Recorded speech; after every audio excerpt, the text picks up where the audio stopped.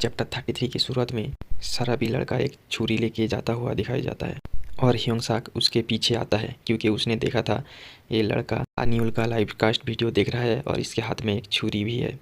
तभी ह्योंग-sak पुलिस को कॉल करता है और उन्हें बताता है कि रास्ते पे एक आदमी अपने हाथ पे छुरी लेके घूम रहा है और उसके बाद और भी कुछ बताता है पुलिस को अपने लोकेशन के बारे में। फ़ोन के उस तरफ से कहते हैं कि हम एक ऑफिसर को भेज रहे हैं। फिर ह्योंग-sak सोचता है कोई ऐसा नहीं है जो अभी मेरा मदद कर सके। तभी उसे भास्को का याद आता है और वो भास्को को कॉल करता है। भास्को पूरी बात पूछने के बाद किस गली में आना है पूछ ही रहा था कि तभी ह्योंग-sak कॉल कट कर देता है और दूसरी तरफ दिखाया जाता है कि एक डंबल उड़ता हुआ आके उस शराबी के सर पे लगता है और तभी भास्को आकर उधर खड़ा होकर हाँफता रहता है। फिर हमें पता चलता है कि भास्को पूरे मोहल्ले में भाग रहा था क्योंकि ह्योंग-sak ने उसे लोकेशन नहीं बताया था। दूसरी तरफ ह्योंग-sak सोचता है कि भास्को डंबल लेके भाग रहा था और इसका पैंट ऐसे डिजाइन का क्यों है। तभी वो शराबी उठता है और छुरी लेके उन लोगों को मारने के लिए आगे बढ़ता है और भास्को तभी उसे बहुत पीटता है और उसका गला पकड़ के उसको हवा में लटका देता है।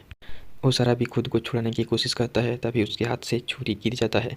दूसरी तरफ भास्को उसको मारने के लिए एक पंच तैयार कर रहा होता है।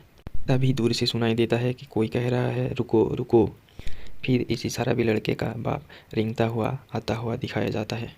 फिर वो अपने शराबी लड़के के लिए माफ़ी चाहता है। वो कहता है कि इसने क्या किया है मुझे नहीं पता पर तुम उसे जाने दो।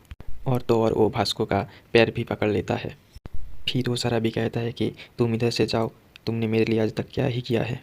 फिर वो और भी बहुत कुछ बड़बड़ाता रहता है जैसा सभी बच्चे करते हैं। तभी भास्को कहता है कि अपने पापा को दोष मत दो, क्या तुमने कभी भी कुछ करने की कोशिश की है। भास्को का भाषण सुन के ह्योंग-sak का मुँह खुला का खुला रह जाता है और वो सुनता ही रह जाता है। भास्को और भी बहुत सारा ज्ञान पेल देता है। तभी पुलिस ऑफिसर आता है और उस शराबी को हैंडकफ लगा के लेके जाता है। गली की दूसरे छोर पे कुछ लोग आके ये सब देखते हैं और एक दूसरे के साथ खुसुर-फुसुर करता रहता है इस पूरे इंसिडेंट के बारे में। फिर भास्को ह्योंग-sak से पूछता है तुम ठीक हो बच्चे। तभी हानिउल ह्योंग-sak को पकड़ के रोने लगता है और उसे कहता है तुम ठीक हो ना, तुम्हें कहीं लगी तो नहीं। जिसको देख के भास्को कुछ भी नहीं कहता है लेकिन उसकी आंखों से आंसू बहने लग जाता है। दूसरी तरफ ह्योंग-sak का दुकान दिखाया जाता है जिधर वो मैं टॉयलेट जा रहा हूँ लिख के आया था। उस दुकान में चीज़ें खरीदने के लिए कुछ लोग आए थे जो लोग सोच रहे थे कि ये टॉयलेट जाकर मर तो नहीं गया। अगले दिन सुबह स्कूल में ह्योंग-sak अपनी टेबल चेयर में बैठ के सोच रहा होता है। हानिउल उसके पास आता है और उसे गुड मॉर्निंग विश करता है और हमें पता चलता है कि हानिउल पापड़ी टीवी लाइव कास्ट से क्वाइट कर चुकी है और उसके जो भी सारे मून बैलून्स थे उन सब का पैसा उसने शराबी लड़के के बाप को वापस कर दिया है। फिर हानिउल ह्योंग-sak से पूछता है कि मोटा ह्योंग-sak किधर रहता है और मन ही मन सोचता है मैं उसके बारे में इससे क्यों पूछ रहा हूँ। फिर उस रूम में टमाटर वाली लड़की आ जाती है अपनी टूटी फूटी मुँह पे मेकअप मार के। किम यूई एक रुमाल लेके जिन-sang को देने के लिए आया हुआ होता है। जिन-sang को रुमाल वापस देते हुए किम यूई पिछले दिन के लिए थैंक यू कहता है और जिन-sang ऐसे एक्ट करता है कि पिछले दिन किम यूई के साथ उसका कोई मुलाकात ही नहीं हुआ था क्योंकि साइड में जिन-sang का गर्लफ्रेंड बैठी थी। फिर शाम का वक्त दिखाया जाता है। डाकवा अपने रूम पे बैठ के लाइव कास्ट वीडियो कर रहा होता है। दूसरी तरफ किम यूई सोचता है कि जिन-sang मी-जिन से प्यार करता है और तभी यूई को पीछे से कोई आवाज़ देता है। यूई पीछे घूम के देखता है और पूछता है कि आप कौन है और वो आदमी गान होता है जो यूई से बिजनेस के बारे में कुछ बात करने आया था।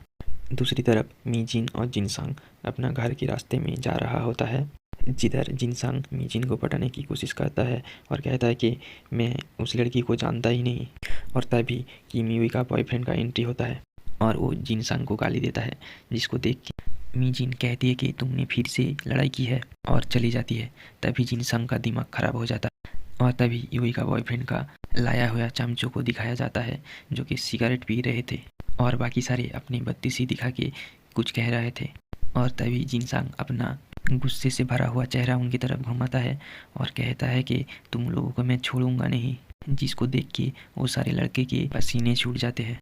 जिसके बाद जिन-sang पांच रेडी करता हुआ उनकी तरफ आगे बढ़ता है।